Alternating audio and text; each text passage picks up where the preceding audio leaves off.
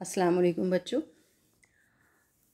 देखिए, आज हम पढ़ेंगे वहीदुद्दीन सलीम का तारुफ देख और उन्हीं का लिखा हुआ कता।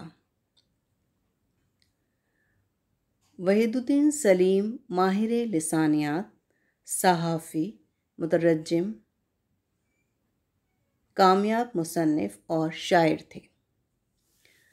यानी वो एक माहिर लिसानियात थे, यानी ज़बान के माहिर थे, एक सहाफ़ी थे और मुतरज्जिम थे, ट्रांसलेटर थे, एडिटर थे और एक कामयाब मुसन्निफ़ और शायर भी थे। यानी एक ऑथर भी थे, राइटर भी थे, अदीब भी थे और एक पोइट भी थे। उन्होंने पहले मफ्तून और फिर सलीम तखल्लुस इख्तियार किया। पहले मफ्तून और फिर सलीम तखल्लुस इख्तियार किया। पानीपत में इब्तिदाई तालीम हासिल की। कम उम्री में वालिद का इंतकाल हो गया। 1882 में मिडिल स्कूल का इम्तिहान पास किया, मिडिल 8th। उसके बाद लाहौर के ओरिएंटल कॉलेज में तालीम जारी रखी। तालिब इल्मी का ज़माना गुर्बत में बसर हुआ। एक दोस्त की वसातत से एजरडीन कॉलेज भावलपुर में अलसन मशरिक़िया के उस्ताद की जगह पर उनका तकर्रुर हो गया। एक दोस्त के रेफरेंस से या उसकी अप्रोच से उसके इनको जो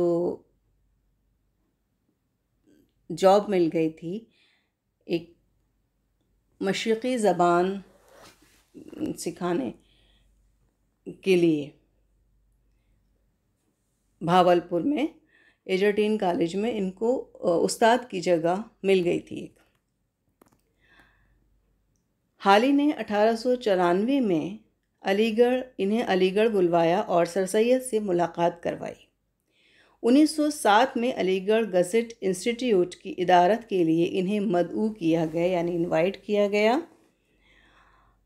क़याम अलीगढ़ में वहीदुद्दीन सलीम ने अंजुमन मुतरज्जिमीन कायम की थी, जिसका मकसद अंग्रेज़ी किताबों को उर्दू में मुंतकिल करना था। जब ये अलीगढ़ में ही रह रहे थे, क़याम पजीर थे वहाँ, तो इन्होंने एक सोसाइटी बनाई ट्रांसलेटर्स की, अंजुमन मुतरज्जिमीन के नाम से।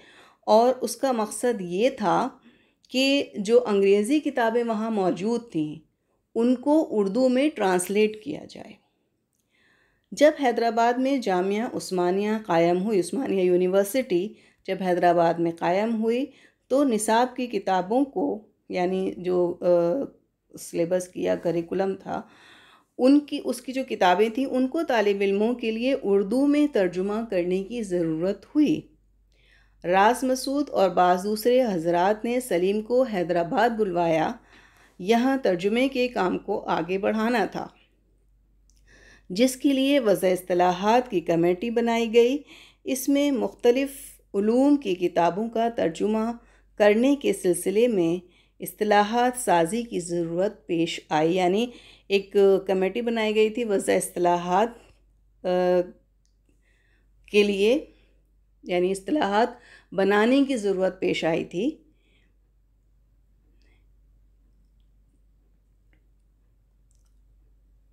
इस्तिलाह कहते हैं कि किसी भी एक जैसी बहुत सी चीज़ें हैं और उनको कोई एक नाम या कुछ एक दे दिया जाए।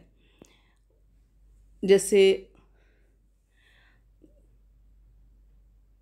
शेरी इस्तिलाहात होती हैं, ठीक है, इस तरह से आपने शेरी इस्तिलाहात आप जानते हैं। तो इस्तिलाहात बनाने की ज़रूरत पेश आई थी उस वक्त। जब शोबे उर्दू यानी उर्दू डिपार्टमेंट का क़याम अमल में आया तो उन्हें प्रोफेसर मुकर्रर कर दिया गया। आखिरी ज़माने में सेहत की ख़राबी के बायस मलियाबाद चले गए और वहीं उनका इंतकाल हुआ। वहीदुद्दीन सलीम का एक मुख्तसर सा तारुफ था, ये मुकम्मल हुआ। अब हम पढ़ते हैं इनका कता। दावत इनकलाब।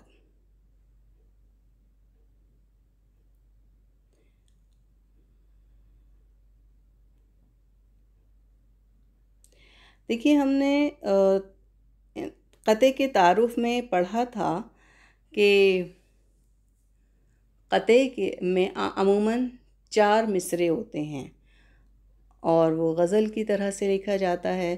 तो देखिए, मैंने आपसे ये भी कहा था कि ऐसा नहीं है, गज़ल क़ता जो है वो पहले 4 मिसरों तक महदूद नहीं था। तो यहाँ देखिए 1, 2, 3, 4 और ये 5 शेर यानी 10 मिसरे। तो ये 10 मिसरों का भी क़ता था। आगे आप अख्तर अंसारी का पढ़ेंगे तो वो 4 मिसरों के मिलेंगे, ठीक है। और ये गज़ल की तरह से लिखा गया है। देखिए, इसमें इसके हर दूसरे मिसरे में काफ़िया है। इनकलाब, शहाब, नाब, उक़ाब और सराब। देख लिया आपने? ये देख लीजिए, ये हर दूसरे मिसरे में काफ़िया है। इनकलाब, शहाब, नाब, उक़ाब और सराब। 5 अशार के हर दूसरे मिसरे में काफ़िया मौजूद है। अब देखिए, हम ये अपना क़ता शुरू करते हैं। क़ते का उन्वान है दावत इनकलाब, मतलब इनकलाब की दावत। ये जो नीचे ज़ेर है, ये जानते हैं आप क्या है? ये ज़ेर इज़ाफ़त कहलाता है। 2 लफ्ज़ों को जोड़ने के लिए, हम माने बनाने के लिए बनाने के लिए, बामाने बनाने के लिए हम अक्सर अल्फाज किसी लफ्ज़ के नीचे ज़ेर लगा देते हैं, पहले लफ्ज़ के नीचे, ठीक है। तो इसमें ऐसे कई अल्फाज शामिल हैं क़ते में। दावत इनकलाब यानी इनकलाब की दावत। क्या लेगा ख़ाक मुर्दे उफ्तादा बन कि तू तूफ़ान बन कि तेरी फ़ितरत में है इनकलाब। अब यहाँ शायर किसकी बात कर रहा है? किसकी फ़ितरत में इनकलाब है? ज़ाहिर है, इंसान की। क्या कहता है शायर? यहाँ शायर ये कहता है कि क्या लेगा ख़ाक मुर्दे उफ्तादा बन के तू, कि एक मुर्दे की तरह ज़िंदगी गुजार कर तुझे क्या हासिल होगा? कुछ भी नहीं मिलेगा। तूफ़ान बन कि तेरी फ़ितरत में है इनकलाब। तेरी तो फ़ितरत में इनकलाब है। तुझे तो दुनिया में भेजा ही इसलिए गया है। इंसान हमेशा खूब से खूबतर की तलाश में रहता है। आगे बढ़, तुझे एक ही जगह पे टिक के नहीं रहना है। अगर तू एक ही जगह पर टिक कर रहेगा तो तुझे ज़िंदगी में कुछ हासिल नहीं होगा। अगर ज़िंदगी में आगे बढ़ना है, कुछ करना है, तो तुम्हें कोशिश करनी पड़ेगी, आगे बढ़ने की हिम्मत जुटानी पड़ेगी, मेहनत करनी पड़ेगी, वरना कुछ हासिल नहीं होगा तुम्हें अगर तुम वहीं बैठे रहोगे।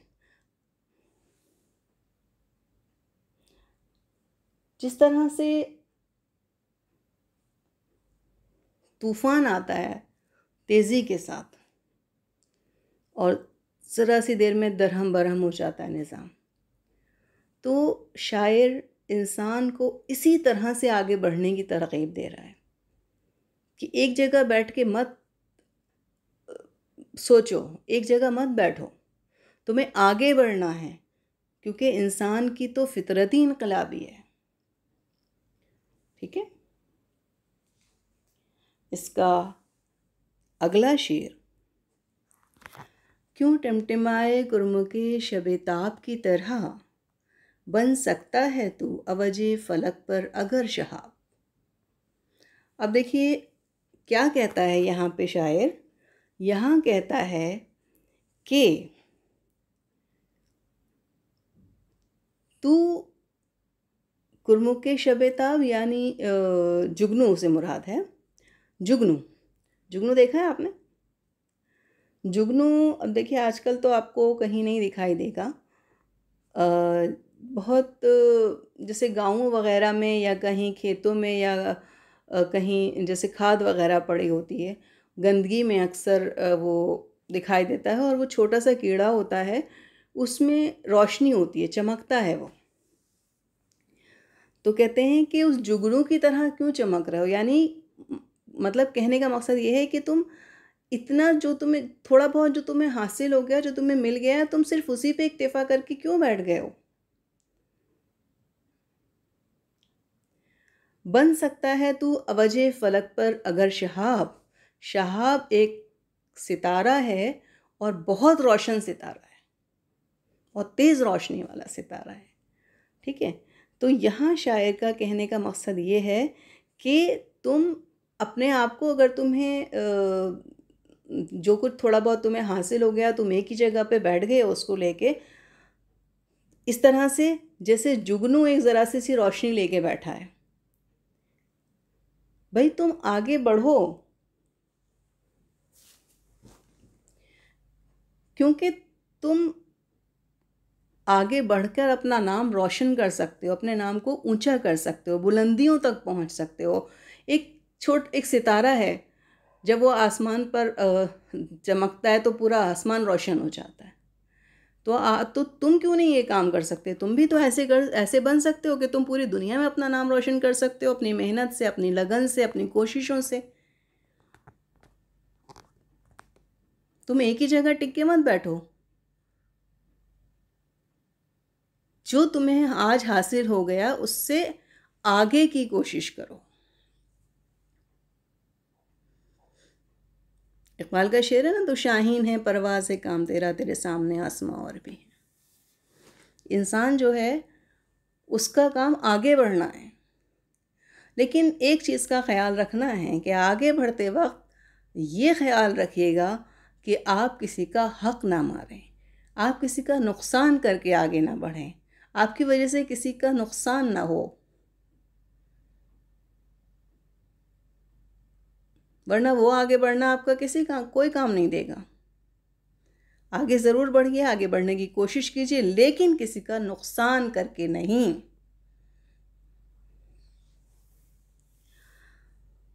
वो खाक हो कि जिससे मिले रेज़ा हाइज़र, वो संग बन के जिससे निकलते हैं लाले नाप।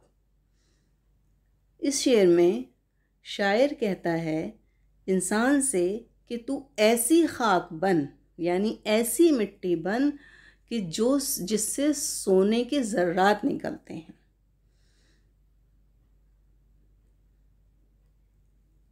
और ऐसा पत्थर बन कि जिस पत्थर में से जवाहरात निकलते हैं।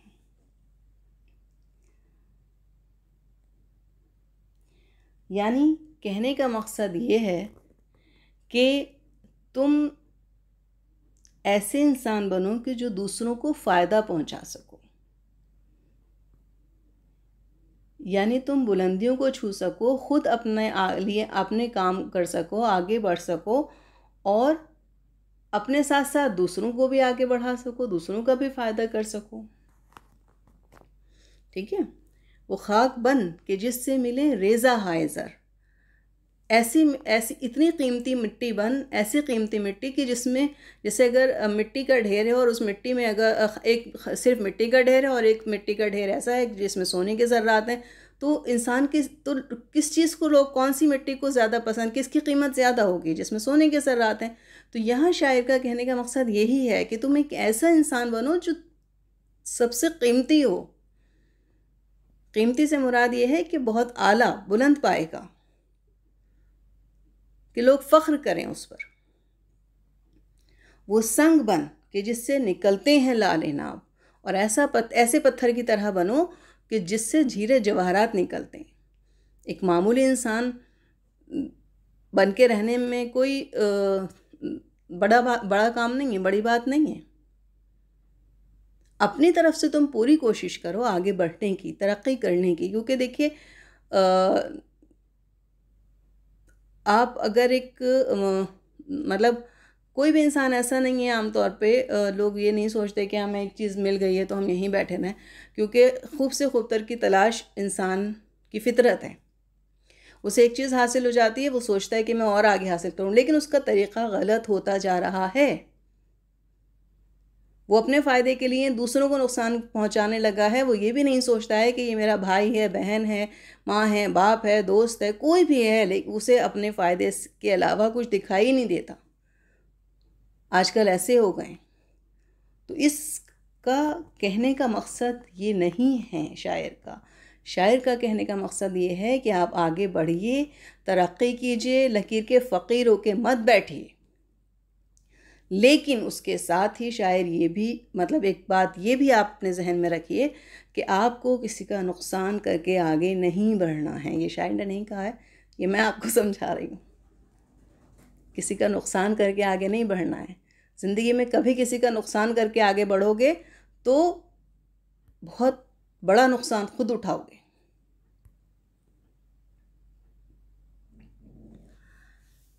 अगला शेर, चिड़ियों की तरह दाने पे गिरता है किस लिए, परवाज़ रख बुलंद कि तू बन सके औकाब। औकाब देखा है कभी? वल्चर, ईगल, उसको देखा है कभी ज़मीन पे आके वो दाना चुग रहा है या खाना खा रहा है? कभी नहीं देखा होगा। वो उड़ते हुए अपना शिकार कर लेता है। आपने हो सकता है आपने कभी देखा हो, पुरानी दिल्ली में यहाँ कई बार लोग गोश्त उछालते हैं तो वो चील ऊपर के ऊपर ही पकड़ लेती है, नीचे नहीं आती है। तो उकाब जो है वो भी अपना शिकार ऊपर से ऊपर ही पकड़ लेता है, उड़ते परिंदे का शिकार कर लेता है। तो शायर यहाँ कहता है इंसान से कि चिड़ियों की तरह दाने पे गिरता है किस लिए, कि दूसरों का मोहताज क्यों होके बैठा हुआ। देखिए, चिड़िया के लिए जब आप दाना डालेंगे तो चिड़िया आएगी और दाना खा लेगी।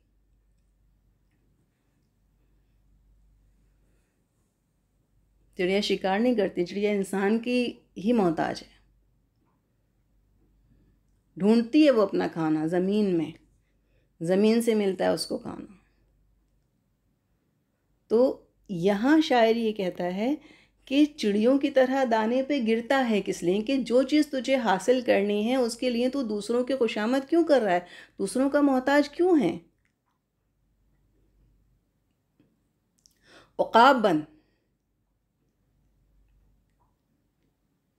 अपनी रोज़ी खुद तलाश कर, अपने लिए मेहनत खुद कर, अपने लिए आगे खुद बढ़, खुद कोशिश कर।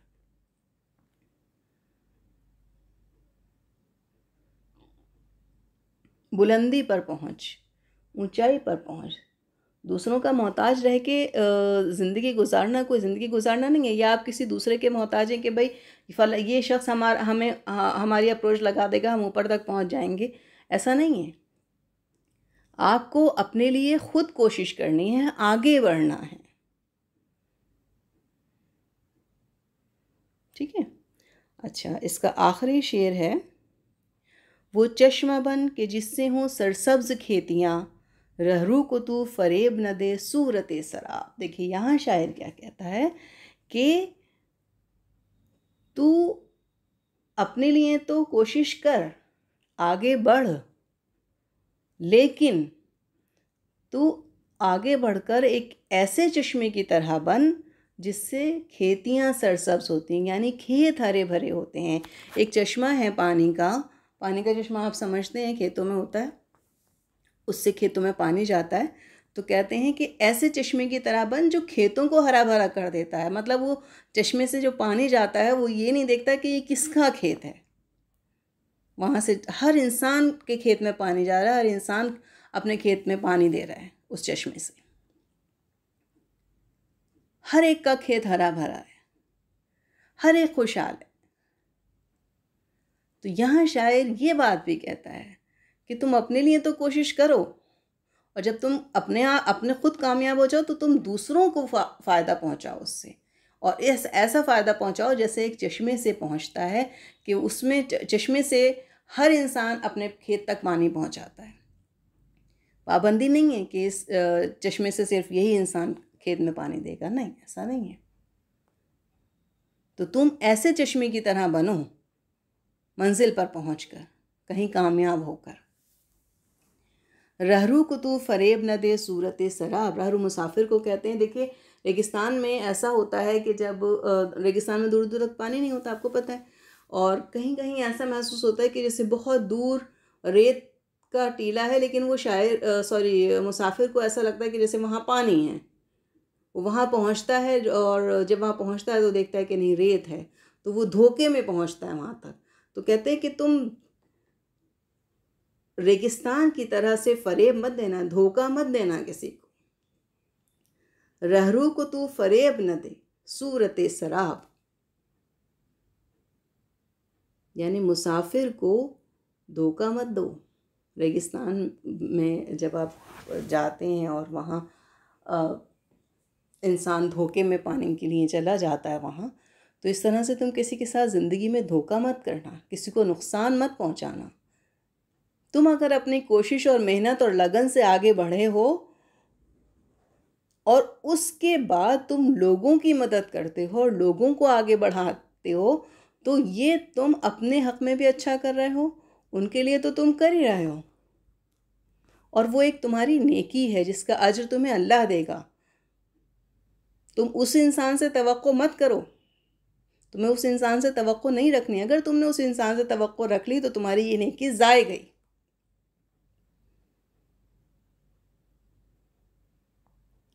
ये कहना चाहता है शायर कि तुम अगर आगे बढ़ सकते हो तो तुम आगे बढ़ो, कोशिश करो, क्योंकि देखिए हर इंसान कोशिश करता है और ज़रूरी नहीं है कि हर इंसान को उसकी मंजिल मिल जाए या हर इंसान मंजिल तक पहुंच जाए या हर इंसान को आला ओहदा मिल जाए, लेकिन कोशिश करना हर इंसान का फ़र्ज़ है। भाई, इतने सारे लोगों ने कोशिश की, अब ये देखिए कितने सारे लोग एंट्रेंस एग्ज़ाम में बैठते हैं, कितने जॉब के लिए बैठते हैं, कितनों को जॉब मिलती है और कितनों को एडमिशन मिलता है।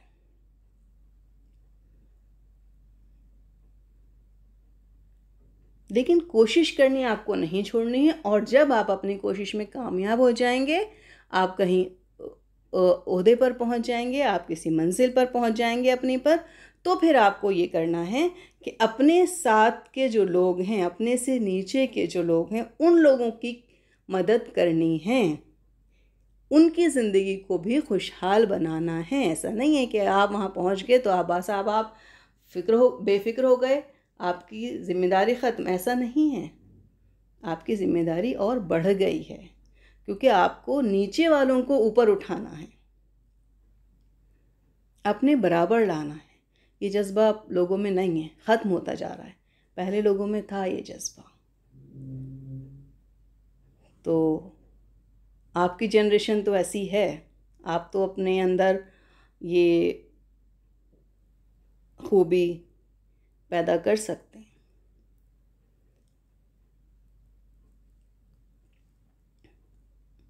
ठीक है, अभी कम उम्र हैं, सोच सकते हैं, समझ सकते हैं, हालात को आगे बढ़ सकते हैं। लेकिन जो लोग इस दौर से निकल गए हैं, वो तो, उनकी मिसाल तो बस ऐसी है कि अब पछताए क्या हो जब चिड़ियाँ चुग गई खेत। ठीक है, तो ये हमारा कथा ख़त्म होता है इसके साथ ही।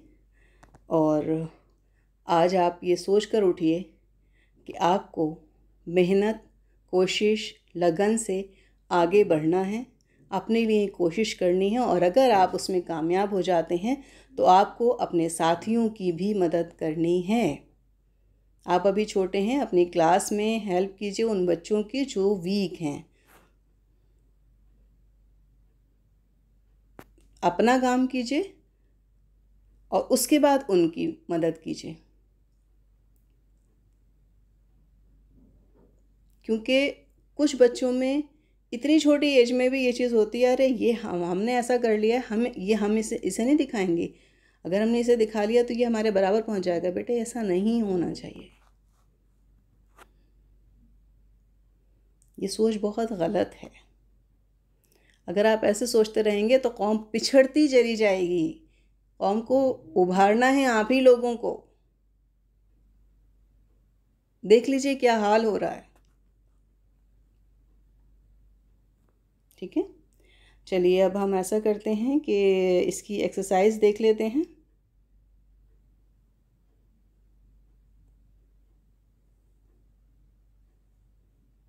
इसमें देखिए इन्होंने सवाल दिए हैं, इनकलाब से शायर की क्या मुराद है।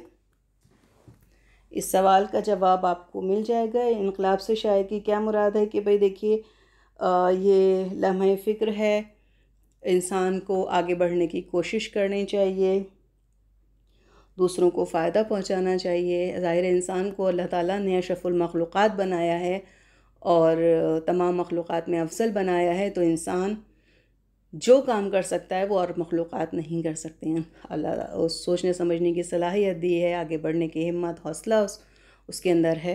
ठीक है।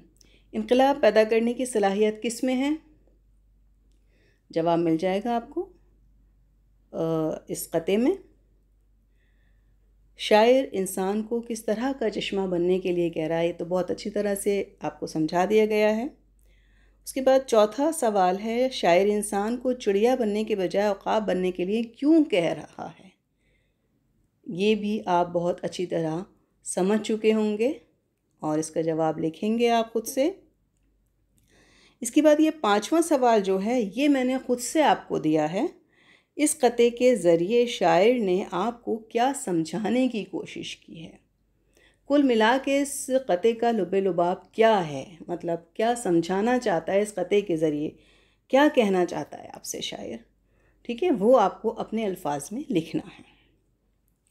इसके बाद हमारी जो एक्सरसाइजेज़ हैं वो इन्होंने देखिए मुतज़ाद 4 अल्फाज दिए थे, इनके हमें मुतज़ाद लिखने थे। अवज है, उसका मुतज़ाद है तनज़्ज़ुल।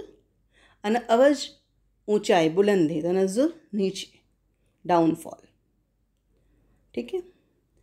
और मुर्दा का ज़िंदा है। फलक आसमान को कहते हैं, अर्ज़ ज़मीन को कहते हैं। अलिफ रेज़वाद अर्ज़ ज़मीन को कहते हैं। ठीक है। वो एन रेज़वाद होता है जो आप दरख्वास्त में एप्लीकेशन में लिखते हैं, उसका मतलब होता है रिक्वेस्ट। फलक का अर्ज़ भी है, ज़मीन भी है, आप लिख सकते हैं दोनों में से कोई भी। फिर है सरसब्ज़, सरसब्ज़ का पशमुर्दा, पशमुर्दा।